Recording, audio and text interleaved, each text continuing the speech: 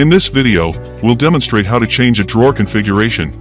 In this example, converting a double 6-inch setup into a single 12-inch drawer. For better visibility, we've removed the entire drawer cabinet from the workstation. However, this step is not necessary for your application. The process remains the same for an installed drawer.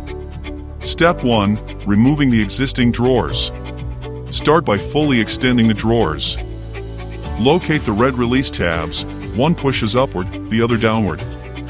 While holding both tabs in position, give the drawer a slight tug to disengage the slides.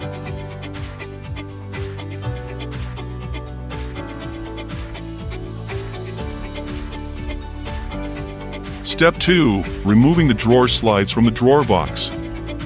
Use a flathead screwdriver to detach the drawer slides from the drawer box.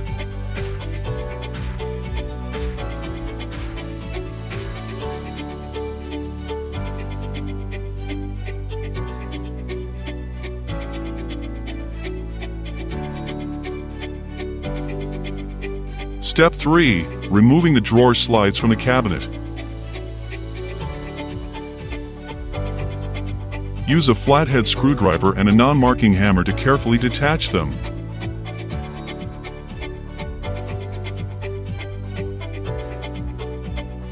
Step 4. Installing the drawer slides on the new drawer box.